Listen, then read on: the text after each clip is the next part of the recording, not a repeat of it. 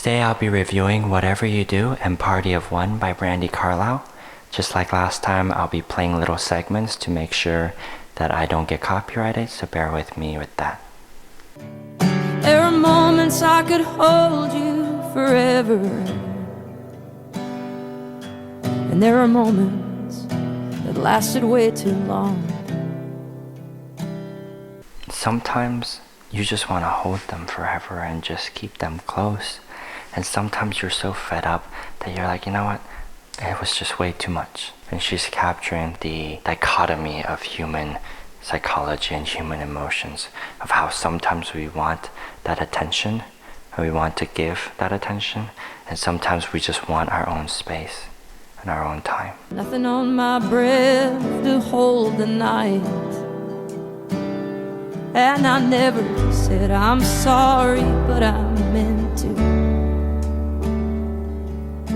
I never met a coward I don't like.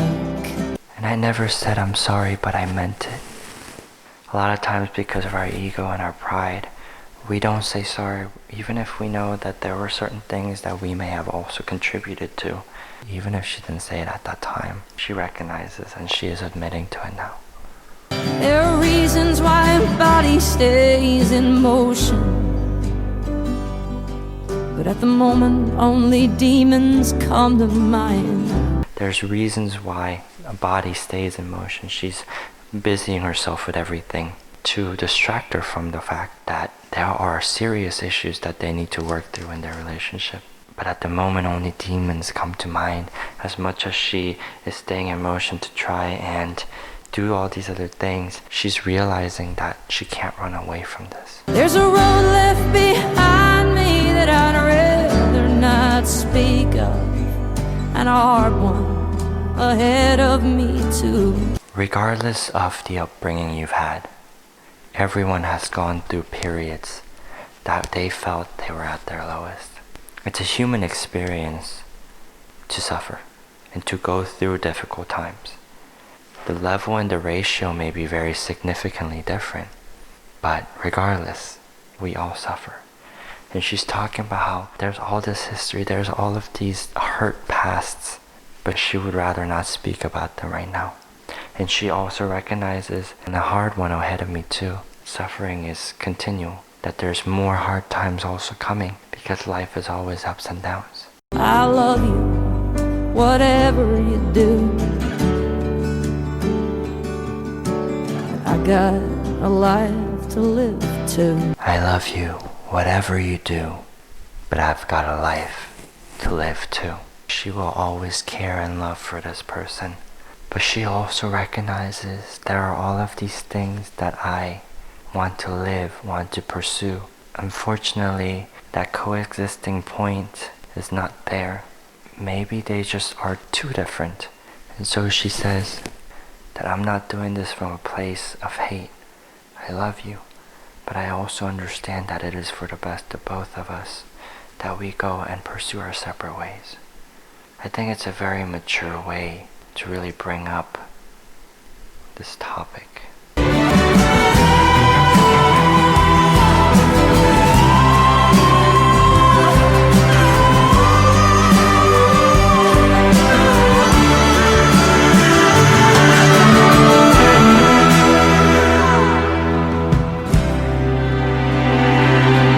Because these topics that she's singing about are extremely heavy topics.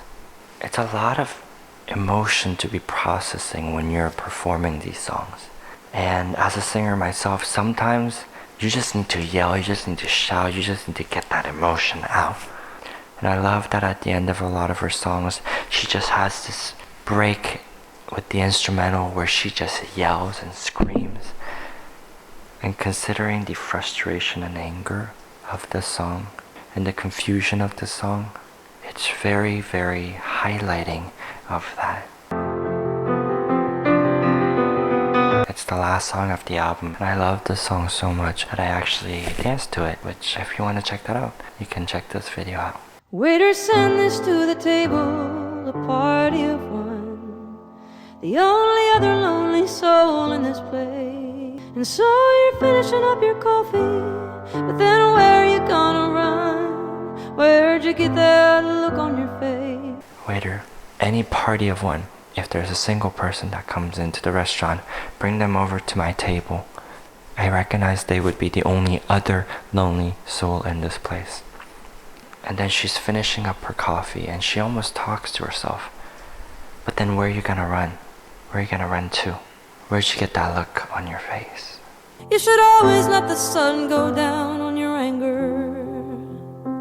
Let it burn you to sleep. The song is very much the emotions and the experience people feel after they've had a major argument with their relationships or family or whatever it is. And you're just so angry, you just ran away, you just left them. And you're at this restaurant and finishing up your coffee, and she's almost talking to herself. You should let the sun go down on your anger. Don't let your emotions and your anger make you lash out to the ones you love. Give yourself some time, sleep on it, to really think through and process what is it that you're angry about. Is it something that the other person did necessarily wrong? Or is it possibly your insecurities that got the better of you? Is it that they triggered you? What is it? Get to the root cause. She's saying let the sun go down on your anger. Even if it burns you to sleep, take a moment so that you don't irreversibly damage. Oh, your constant overthinking and your secretive drinking are making you more and more alone. She's almost talking to herself. Like, your constant overthinking, your secretive drinking, they're making you alone. They're making you question all of these things when in reality, these are things that we might actually be able to work through. I am tired. I am tired.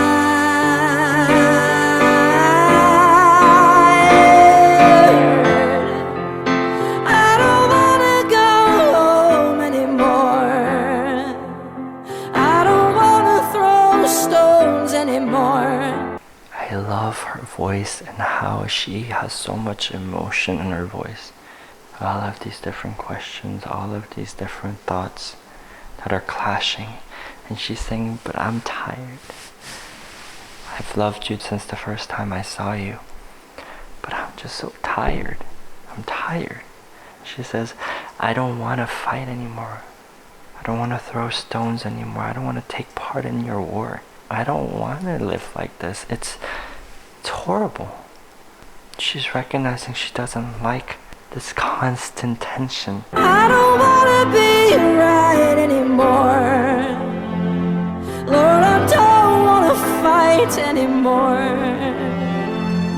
I'm not taking your side anymore.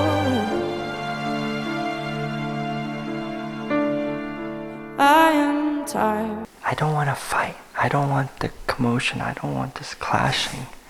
It's exhausting. A lot of times you look back and it's so trivial, the stuff we argue about. And a lot of times it's actually due to the expectations we build up in our minds. These romantic ideals originating from the era of Shakespeare and whatever, where we think that somehow people that come into our lives, they're gonna have to 100% understand us, know us without us even telling them anything. They gotta serve all of these different things. They have to be our friend, our mentor, our therapist, like, you know what I mean? Like, we have all of these unreasonable expectations for whoever our significant other or whatever it is to be all of these things. And you really think about it, and it's insane. Suddenly when they become our relationship or our significant other, they have to like check all of these boxes, and it's like, come on, like that's unreasonable. But because of what we've seen in movies, because of what we've read in novels, this romantic ideal, we end up building up so much expectation that, you know, if they love me, then they should do this for me. If they love me, then they'll make time for me always. If they love me, then they'll understand me without me even saying anything.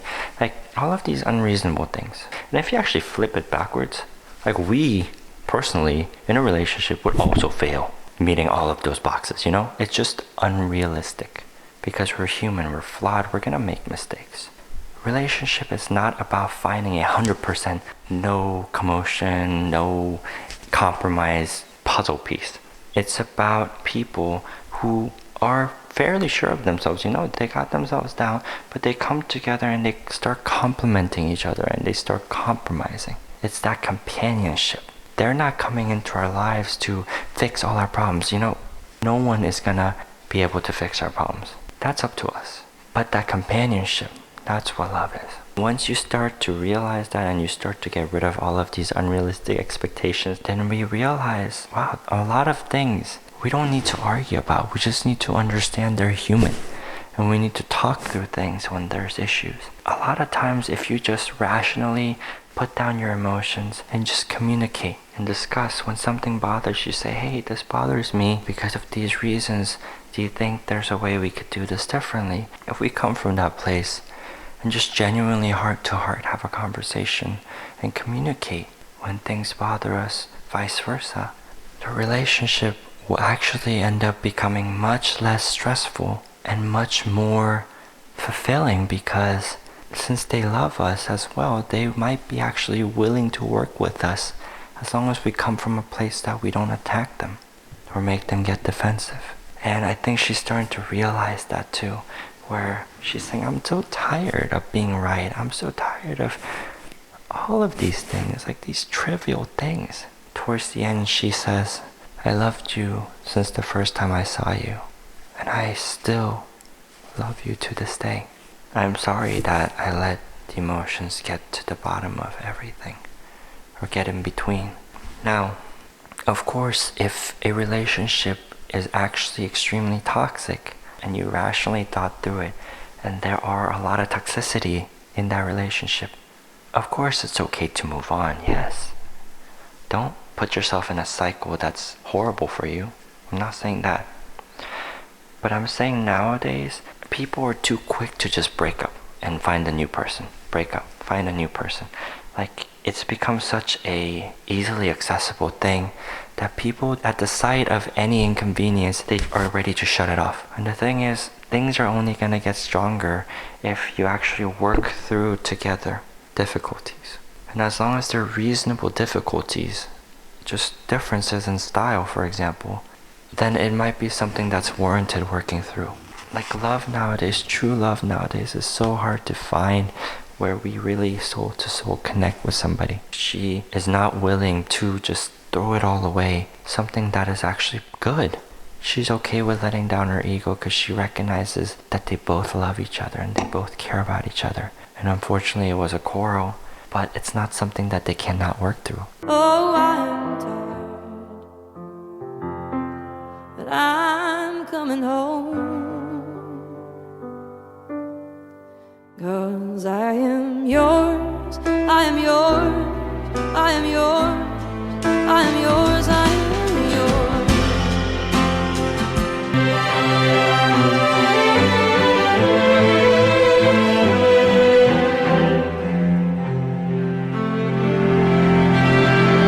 Nowadays, people are so rushed to just make rash decisions depending on that immediate emotional response. And I'm just challenging us to really allow ourselves to at least take a breather and really objectively see if it's warranted or not. And if it's warranted, go ahead. If it's not, then maybe you might want to reconsider. If you have any other thoughts or comments, I would love to hear them down in the comments below. So please go ahead and comment something. And if you enjoyed the video, be sure to like and subscribe for more content in the future pertaining to music. And I also did a cover for the first song that I reviewed, so feel free to go check it out if you'd like. It'll be on the end screen. Alright, thank you guys again so much for sticking around. It really means a lot to me that you took the time to watch the video. I hope you guys have a great rest of your day, and I love you guys. Bye, Aquarians.